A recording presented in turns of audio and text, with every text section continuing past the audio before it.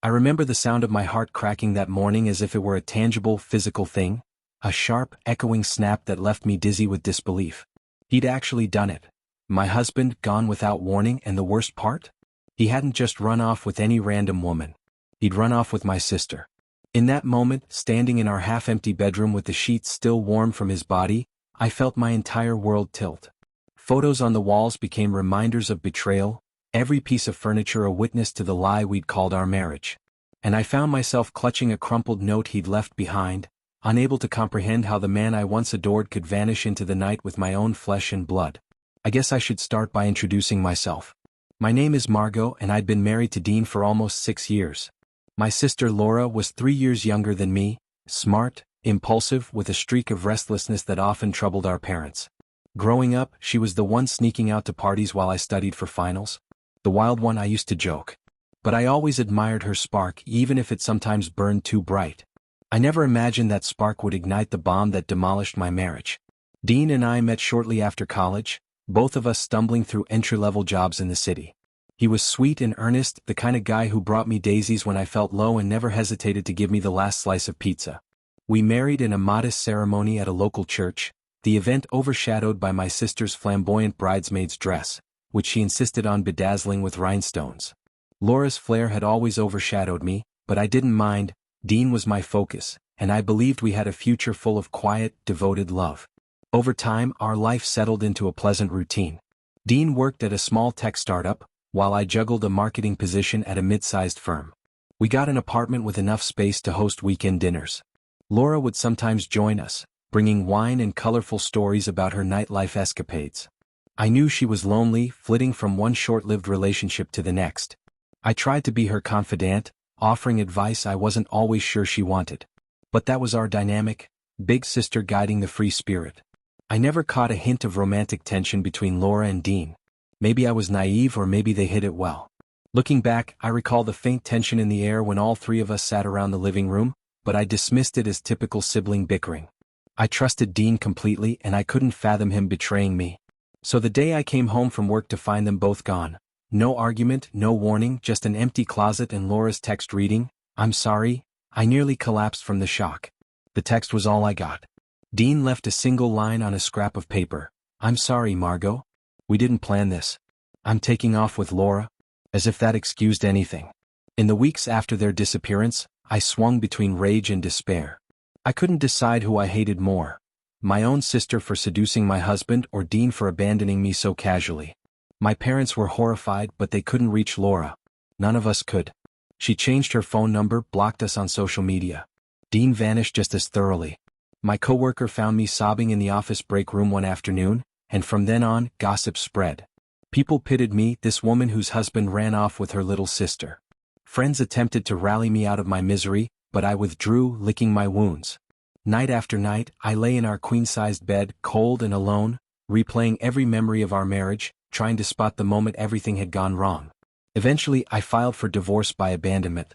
It was a messy process, complicated by the fact I had no clue where Dean lived. The court summons had to be posted publicly. My lawyer warned me it might take months to finalize, especially if Dean didn't respond. Meanwhile, I had to continue paying rent and bills on a salary stretched thin by therapy sessions and the emotional toll of heartbreak. Some nights, I clung to anger. Other nights, I drowned in longing for the man I used to know. And still, I heard nothing from him. Not a phone call, not a text, not even a rumor of where they'd gone. The days bled into months, and slowly I rebuilt my routines. I discovered new interests, tried a pottery class, started working out in the mornings.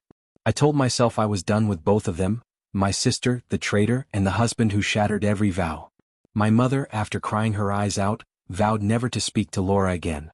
My father was quieter, but I could see the heartbreak etched in his wrinkled brow. The idea that his two daughters' bond had exploded into such a betrayal weighed heavily on him. But there was nothing any of us could do, short of hiring a private investigator, which none of us could afford or fully justify. They'd made their bed. We had to live without them. Time is a strange healer, though. By the 10th month, I found myself thinking about them less. I started going out with coworkers for happy hours, sometimes even laughing without forcing it. Life had a way of moving on. Then, as the one-year mark of their disappearance approached, I received an email that jolted me back into the past. My phone buzzed late at night with a notification. The sender's name said Dean, though it was an unfamiliar address.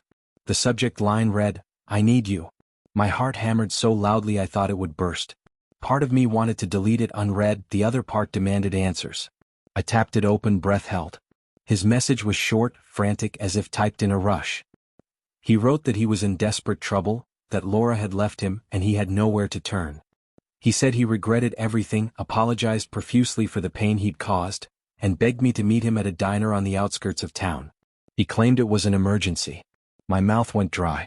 Was this some twisted prank? Could he be scamming me, or was he truly at rock bottom? The swirling emotions threatened to drown me: confusion, lingering anger, an unsettling flicker of curiosity. For a day I tried to ignore the email, telling myself it was a trap or a cruel attempt at manipulation. But the next morning I woke with a knot in my stomach, unable to concentrate at work, imagining him starving in some motel, or sick or suicidal. I resented that I still cared at all. But after a long, restless debate with myself, I decided to respond, telling him to meet me that Saturday morning at 10. I chose a public place, the diner he mentioned, where I could ensure safety in numbers. I half expected him not to show. Saturday arrived. I dressed in plain jeans and a sweater, not wanting to appear too vulnerable or too guarded. The diner was a hole-in-the-wall establishment off the highway, smelling of burnt coffee and fried bacon. I walked in, scanning the booths. At first I saw no sign of Dean. My shoulders sank, convinced it was a no-show. Then, in the far corner, a man raised his hand timidly. My heart lurched. He looked drastically different from the man I married. Disheveled hair, dark circles under his eyes, a worn-out jacket. He seemed thinner, his cheeks hollow, as if life had pummeled him relentlessly. I approached the booth, trying to keep my expression neutral. He rose, but I motioned for him to sit. We stared at each other for a moment, the air thick with unspoken words. Finally he said, "Thank you for coming." His voice cracked. "I know I have no right to ask you for anything." I slid into the seat opposite him, arms folded, heart pounding. "Why am I here, Dean?" I asked, my tone icy. "Haven't you done enough damage?" His gaze flicked to the tabletop. "I'm sorry," he mumbled, tears brimming in his eyes. I messed up. I believed I was in love with Laura, that she offered me an exciting new life. But it was a lie. She stole from me, Margot." The mention of my sister's name felt like a slap. "She took all the money we left with, plus what we'd scammed from her new friends. I didn't even know she was doing that behind my back. And now she's run off with some other guy, leaving me broke and desperate." He paused, swallowing. "I guess she's done this more than once. I'm stuck with her debts, I lost my job, and I can't go to my family because they disowned me after I betrayed you." My mind reeled. "You're telling me you're a victim in this?" I asked, bitterness leaking into my voice. Part of me almost laughed at the irony. He abandoned me for my sister, only to be abandoned himself. He nodded, tears slipping down his cheeks. "I know I have no right to ask for your help, but I'm cornered. The landlords are evicting me, I owe thousands, and I've been sleeping in my car." He ran a hand through his unkempt hair. "I realize how insane this sounds, but you're the only person I ever truly trusted. I was an idiot. I thought Laura loved me, but she was just using me. Now I have nothing." I closed my eyes, the sting of his betrayal still raw, but overshadowed by the sheer pitiful state he was in. "You said you never loved me," I reminded him, voice trembling with old hurt. "You walked out on our life together. You left me to pick up the pieces. And now you want me to fix what you and Laura destroyed?" He grimaced, tears dripping onto the table. "I know. I was cruel, impulsive, led by lust or some twisted fantasy. I regret it every day. She told me so many lies about you, about everything. I believed her. I see now I was chasing an illusion." He sniffed. "If you can just help me with a place to stay for a while, or a bit of money to get back on my feet, I promise I'll repay you once I find work." My anger flared. "How dare you ask me for money?" My voice rose, attracting a glance from a nearby customer. I forced myself to lower it. "You took everything, drained our accounts. I was left with next to nothing." He nodded, shame coloring his cheeks as if he realized how absurd his request was. "I understand. You have every right to refuse." His shoulders sagged and he mumbled, "I guess I'll figure something else out." I stared at this broken man, once my husband, who had turned my life upside down. My mind flicked through memories of good times, of how he used to make me laugh or hold me when I cried. Then the memory of him walking out with my sister overshadowed all that. I felt torn between pity and fury. Yet, a small voice inside me whispered that if I refused him outright, I'd carry that bitterness forever. I hated how my compassion stirred, but I couldn't shake it. Finally I said, "I won't give you money, Dean. But I can help you find a shelter or a cheap motel for a few nights." I felt my voice tremble. "Don't take this as forgiveness. It's me not wanting to become as cold as what you turned me into." He exhaled, relief and shame mixing in his eyes. "I understand," he murmured. "I'll do anything, just please, I'm desperate." We left the diner in tense silence. I led him to my car, keeping a wary distance. The smell of stale sweat and cigarettes clung to him. I drove him to a modest motel on the outskirts of town, paid for 2 nights, ignoring the knot in my gut. He thanked me repeatedly, tears shining in his eyes. I refused to linger, my emotions too raw. My sister's face flashed in my mind. If she were standing here, would I be able to do the same for her? Probably not. The sense of betrayal was too deep. Over the next few days he texted updates, claiming he was looking for a job, trying to contact old friends who might help. A swirl of confusion gnawed at me. Part of me worried he might con me again or vanish. Another part pitied him in his abject downfall. I'd lost so much of myself to this mess, yet I still couldn't turn completely away. My parents, upon hearing this, were incredulous. They begged me not to let him into my life again, fearful I'd get hurt. I assured them I was just helping him survive, not welcoming him back into my home. He eventually found a dishwashing gig at a local restaurant, barely enough to cover basic needs. Each time we met, always in public, he apologized anew, repeating how he wished he'd never left, that he saw now how real our marriage was compared to the illusions with my sister. I told him to stop dwelling on it, that I wasn't ready to forgive. The tension remained, a fragile dance between his shame and my guarded mercy. Interestingly, I learned that my sister had vanished again, possibly scamming other men in neighboring states. She apparently had a pattern of latching onto men, draining them financially, then fleeing. My heartbreak mingled with sorrow for the woman she'd become, a far cry from the little sister I tried to protect when we were kids. Dean recognized her pattern too, cursing his own stupidity. He once said, "I don't blame you if you never speak to me again. I deserve that." Each time I just nodded, uncertain how to respond. Weeks turned into months. He gradually got a slightly better job, saving enough for a tiny studio apartment. I felt a bizarre mix of relief and closure, seeing him stand on his own 2 feet. He never once asked to move back in with me, likely knowing that was out of the question. We occasionally grabbed coffee, each time less tense than before. People around me questioned my sanity. Why help the man who destroyed my marriage? But I saw it differently. I was helping myself heal by not drowning in hatred. If I refused him even a shred of empathy, I'd be perpetually locked in bitterness. By showing him a measure of kindness, I reclaimed my own sense of compassion, which was always part of who I was. Sometimes I'd catch a fleeting glimpse of the old Dean in him, a gentle soul who used to make me pancakes on Sunday mornings. Now he was haunted, regretful, admitting he'd let his desire for excitement overshadow the genuine bond we shared. He asked once if I ever thought we could reconcile romantically. I shook my head, tears pricking my eyes. That bridge was burned. He accepted it, voice trembling. "I get it. I just wanted you to know I'd do anything to undo the past." I let silence answer him. Life continued. I felt stronger each day, less haunted by betrayal. My therapist noted my progress, praising me for finding a balanced path, not letting resentment consume me, yet holding firm boundaries. Dean eventually moved to a nearby city for a new job. We parted with a handshake and odd farewell. He texted occasionally, updating me on his progress. I wished him well but kept my distance, knowing we had no future together. Still, some nights I marvel at how everything reversed, from him leaving me for my sister to him returning alone, begging for help. In a twisted way, it gave me a sense of resolution I never expected. As for my sister, rumors place her drifting across states, continuing her con, but it's all second-hand hearsay. I feel pangs of guilt, wondering if she'll ever find a stable footing. Perhaps one day she'll face a downfall similar to Dean's, forced to confront the damage she inflicts. But that's out of my hands now. I've learned I can't save those who don't want saving. I can only control my own responses, preserve my own integrity. It's been over a year now since the day Dean reappeared in my life. I've begun dating someone new, a kind, patient man who knows my history and respects my caution. I'm not rushing into anything, but for the first time in ages I feel hopeful. The shadow of betrayal no longer dictates my every move. I still have scars, of course, but they remind me of what I overcame, not what I remain trapped in. If there's a moral to all this, maybe it's that heartbreak can twist in unexpected ways. My husband and sister's betrayal shattered me, but ultimately when he crawled back asking for help, I found a kernel of empathy left in my heart.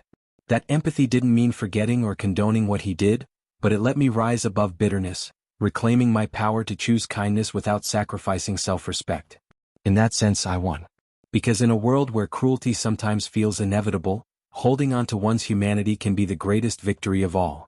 I spent the next few days trapped in a restless fog, torn between anger at how he had shattered my life and a lingering compassion that I couldn't entirely quell. The message from my husband, ex-husband and all but paperwork, stirred memories I'd tried to bury. It felt surreal even to consider seeing him again, yet something in me needed closure. Against my better judgment, I answered his plea with a short, firm text. We can meet. One time. Public place. I guess I wanted to see just how low he had fallen, or maybe I wanted to look him in the eyes when he explained why he'd run off with my sister and left me alone in the wreckage. The following Saturday, I found myself waiting in a crowded cafe near downtown.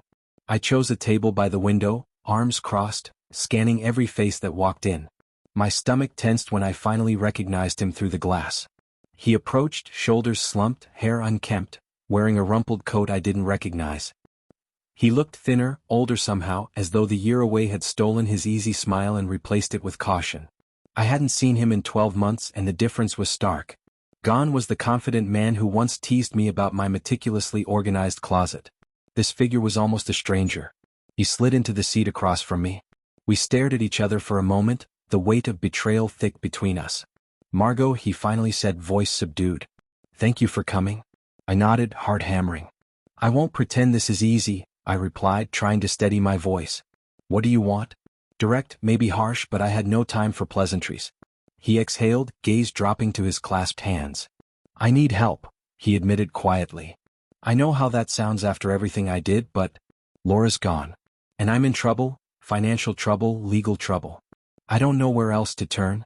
A pang rippled through me at the mention of my sister's name, but I fought to keep my expression calm. She'd been radio silent since the day they vanished. What do you mean, trouble? I asked, voice sharper than I intended. Part of me wanted to see him squirm, to feel the humiliation of explaining himself. He grimaced, sliding his hands around the cardboard coffee cup. Laura convinced me she had this brilliant plan to invest in some business venture.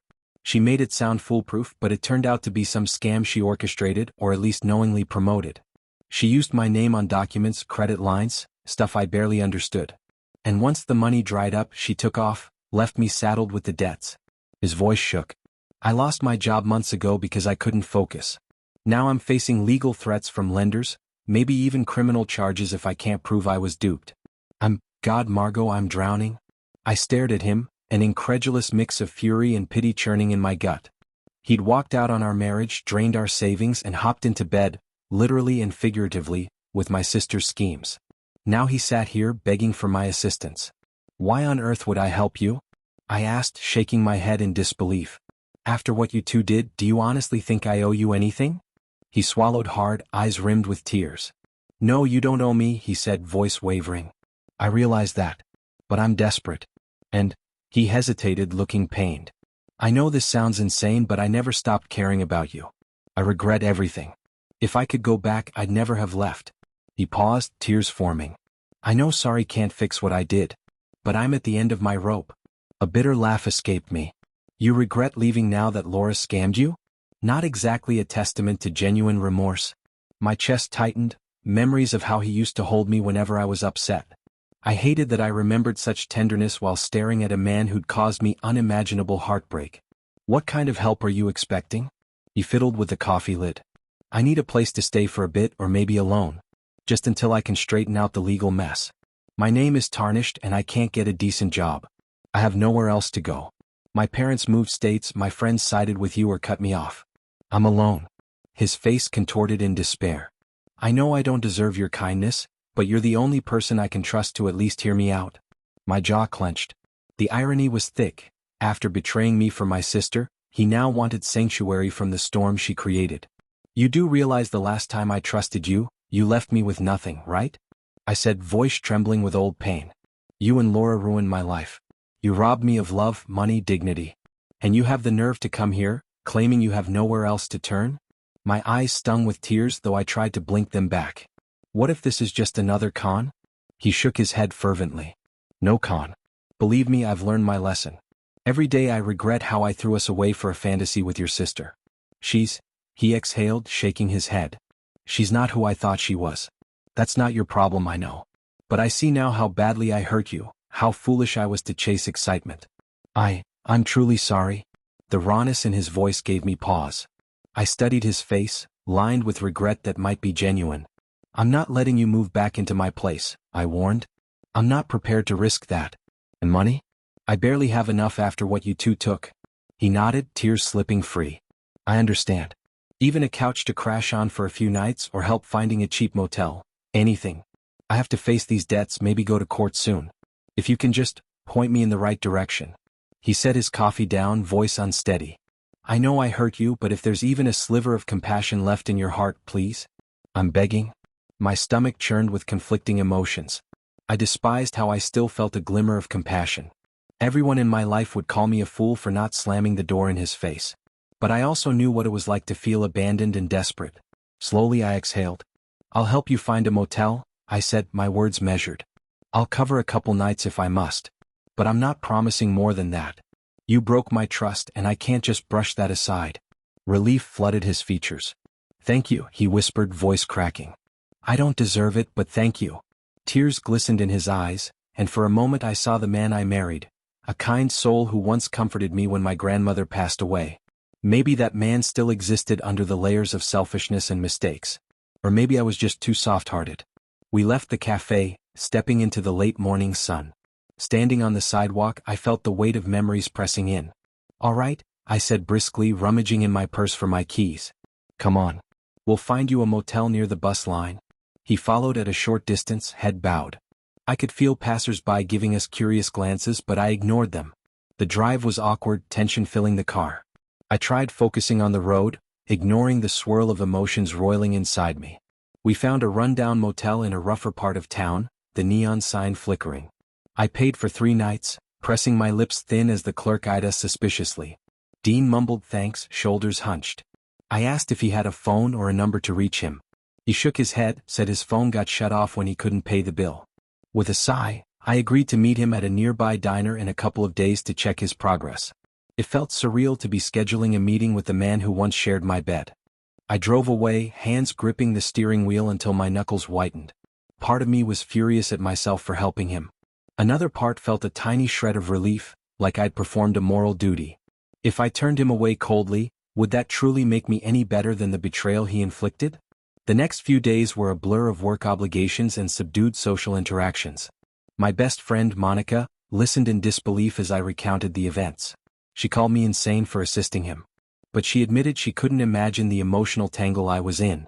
2 days later, as planned, I met him at that diner. He looked better groomed at least. He told me he found some day labor gig at a warehouse, enough to buy a cheap phone and maybe start paying off a fraction of his debts. I nodded, sipping coffee in silence. He timidly apologized again, repeating how he knew no apology could erase the betrayal. But I do want to repay you for the motel, he insisted. Once I get paid, I'll give you the money back. I shrugged, not sure I believed him or if I even cared about the money. The damage done to my heart was far costlier. We fell into a strange pattern. Every week or so, we'd meet for coffee or a quick meal, discussing his slow climb out of the hole Laura left him in. He was honest about the lawsuits cropping up from unsuspecting people who said they gave him money at Laura's urging. I have to keep showing up in court, he said, eyes brimming with anxiety. I'm trying to prove I didn't knowingly participate in the scam, but I guess I was complicit by letting her do those transactions in my name. He paused, swallowing. You can't imagine how guilty I feel, like if I just hadn't left you, none of this would have happened. My response was measured. I'm sure you regret it, I said, voice steady. But regrets don't fix the past. You'll have to face the consequences. I'm not here to rescue you from that. He nodded, tears at the corners of his eyes again, but I refused to let pity overshadow my boundaries. Over the next month, I watched him struggle, sometimes offering moral support but never letting him too close. He found a second job cleaning offices at night, gradually earning enough to pay for a cramped room in a shared apartment. He repaid me for the motel eventually, handing me an envelope of cash with trembling hands. Thank you. he whispered, voice full of sincerity I hadn't heard from him in ages. You saved my life. I shrugged, heart heavy. I gave you a chance to save your own life, I corrected. The rest is up to you. Deep inside, I felt a faint sense of closure forming. He was no longer the man who had all the power to hurt me. Now he was just someone dealing with the fallout of his bad decisions, grateful for any scrap of kindness I offered. Months passed and our interactions dwindled. He got busy juggling 2 jobs and constant court appearances. Meanwhile, I found new footing in my own life, even going on a few casual dates. Nothing serious, but enough to remind me I was alive and worthy of love. The court eventually finalized our divorce in absentia, citing abandonment. That day, I held the decree in my hands, feeling a weight lift. The marriage that ended so cruelly was now an official piece of the past. I texted him a photo of the document, just to let him know we were legally done. He replied with a sad thank you for everything. I understand. The last time I saw him was at a small claims hearing he was involved in, over some debt Laura had racked up. I dropped by out of curiosity. He was alone, nervously flipping through a folder of receipts. When he spotted me, he managed a faint, grateful smile. After the hearing, we spoke briefly in the hallway. I guess this is goodbye, he said, voice trembling with emotion.